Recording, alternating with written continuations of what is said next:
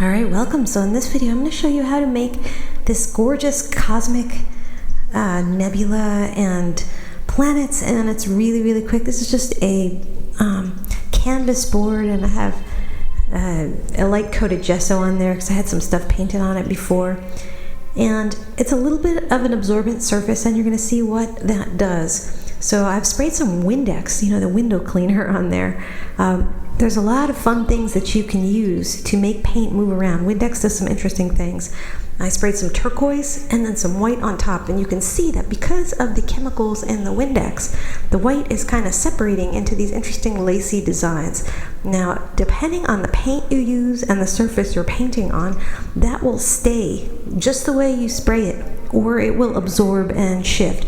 In this case, we're painting on a quite absorbent canvas board.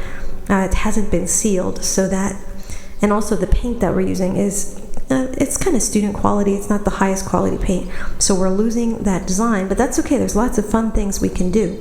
If you want to keep that design, paint on something that's a little bit more sealed and use high quality paints, and you'll be able to keep that. Like if you were to do that on poster board, that would stay the same the way it is without shifting. But it's shifting around and it's doing some interesting things, and it's not bad. It's got some interesting qualities sinking into the gesso board, and we can work with that. So I've taken some black on just a sponge, like a kitchen sponge that you might use to wash your dishes, and I tap that black in kind of a framing place, but not, leaving a little bit of space here and there.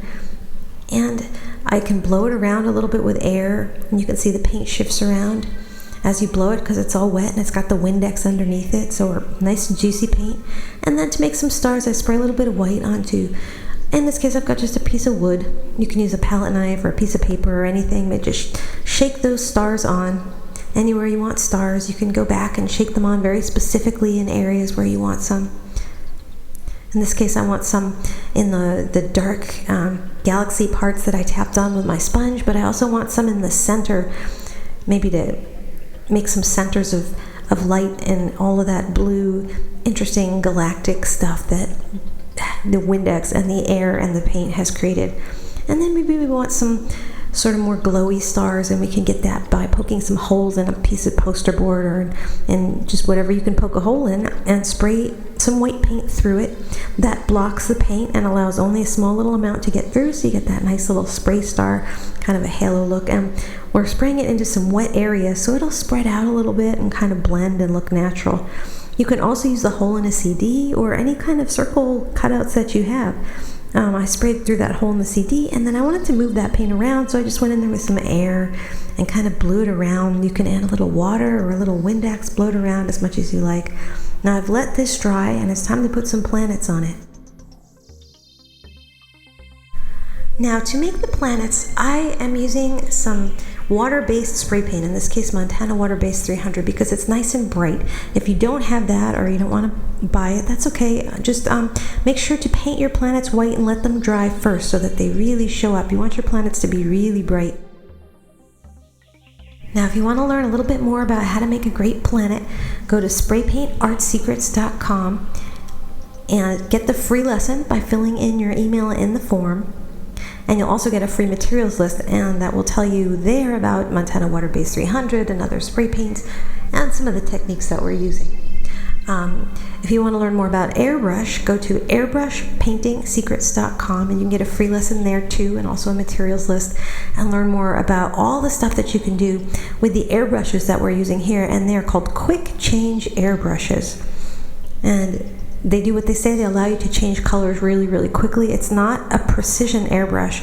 It's very broad and rough, used for model painting, not for detail, but we get detail in different ways using these techniques.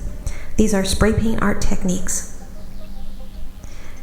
Alright, so we can make more interesting galactic effects. Our center, if we spray a little more Windex on it and then paint on top, we can move that around. So I sprayed just down a little Windex and then a little white on top, and then blow it around with some air, and you can see all the beautiful effects that you get that way. A little Windex there and just a little bit of blue on top, and you can see how beautiful it looks as it spreads into the Windex, it creates its own interesting effects that way. And you can blow it around with air. Let's do the same thing, little Windex, little blue, and blow it around.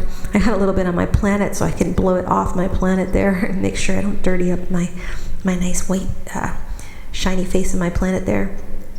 Now once it's dry, we can maybe make some more planets. I think I'll add some smaller planets to add some detail here. So with my circle cutouts, these are just, I've traced some circles, some caps and things that I've had around, and I cut them out of some paper, and then I can use it to create planets. And I'm doing it the same way, a little bit of spray paint, in this case a little bit of white, a little bit of orange, and then I'm adding my shadow colors with my airbrush because they're much more delicate and transparent than the spray colors. So the spray colors are nice and bright. They're really good for making nice bright planets right in your face.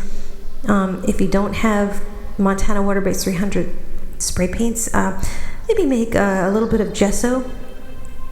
Put a little bit of gesso down where your planets are going to go. Let it dry and then paint over it, and they'll come out nice and bright. But it's an extra step, so I like to use these nice bright colors.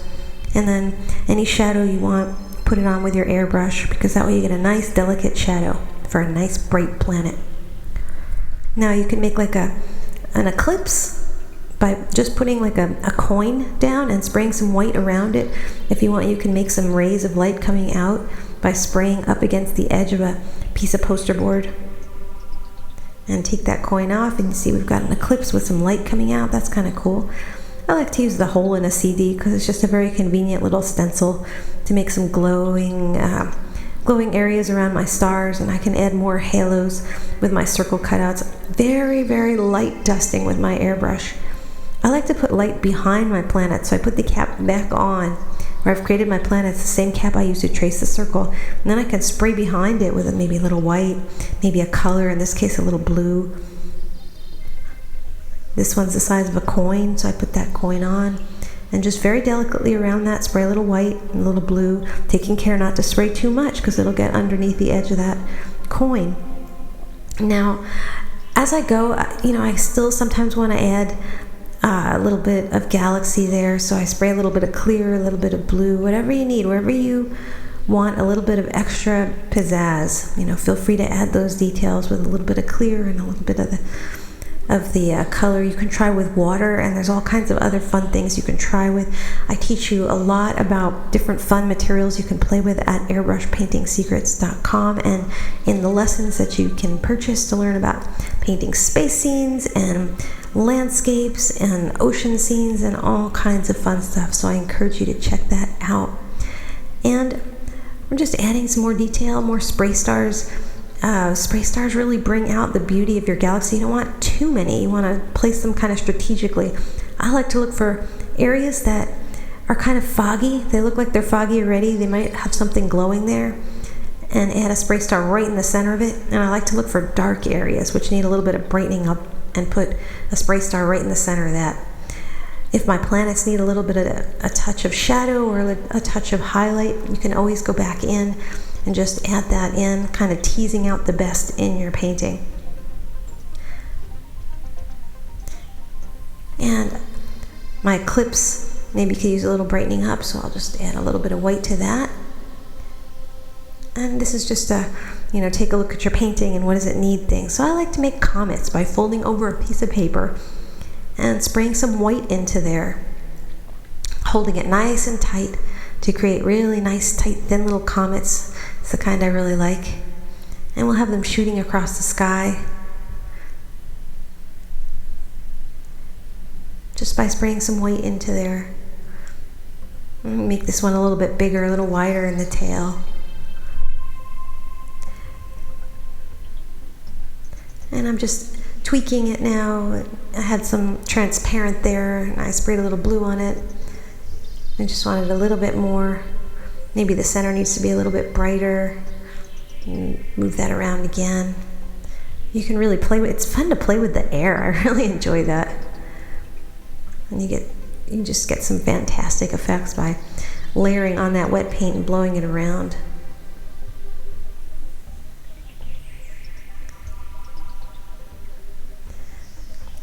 And if it dries out, spray a little bit more of that clear Windex on it, or clear water, whatever you're working with.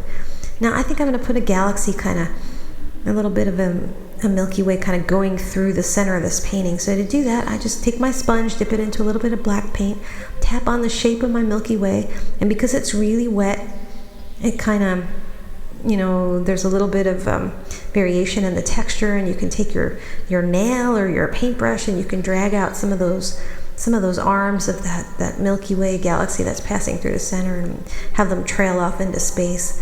And to kind of fade it out, what I'm going to do is I'm going to take a washcloth and I'm just going to tap on top of it to really just kind of have it a little bit more faded, a little bit more unified with the rest of the painting. Take out some of those bubbly kind of things that were happening.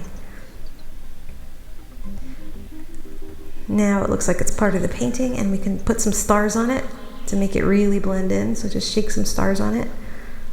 And look how beautiful that's coming already. I mean, think about how you can use these effects in your own artwork, maybe to make a background, or just you want to really go cosmic. I really enjoy painting cosmic themes because the one who taught me, Gerardo Amor, was very into cosmic themes. He was a very spiritual man, and he just loved painting cosmic themes. And I think about him and where he might be now, and I try to paint where he's hanging out, and that's often very cosmic and in space. So I'm really enjoying experimenting with those themes. So we put a few little glowing stars on our Milky Way galaxy, and it really just makes it just really blend in perfectly and click with the rest of the painting.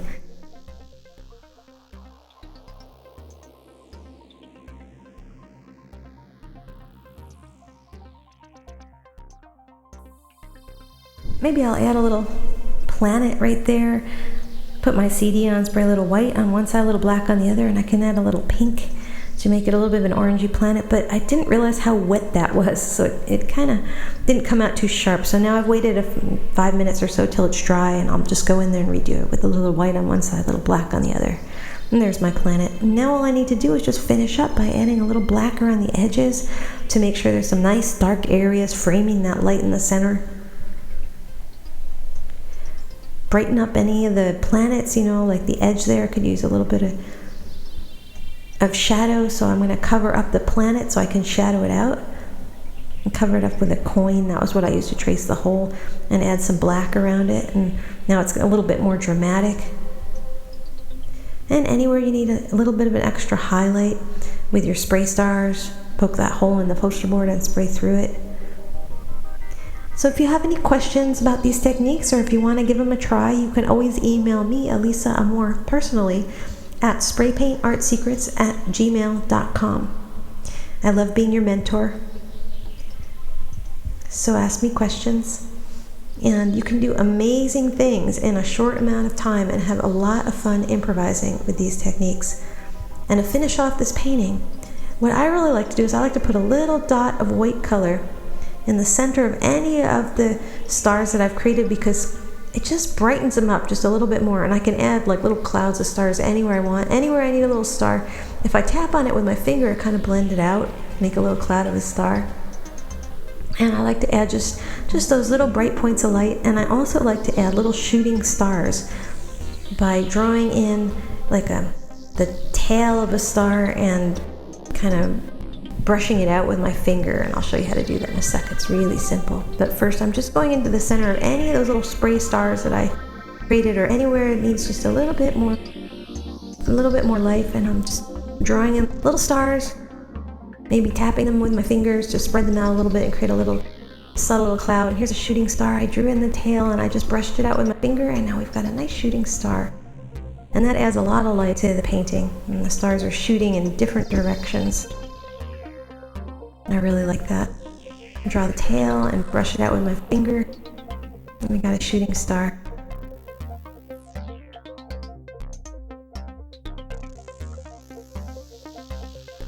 Very cool. That's all you need to do to create a beautiful shooting star. And a gorgeous nebula. And you can use your circle cutouts to create little halos around your stars if you want. So I'm going to sign this. And we've created a gorgeous painting, and I hope that you have fun with these techniques. And check out airbrushpaintingsecrets.com and spraypaintartsecrets.com. Ciao.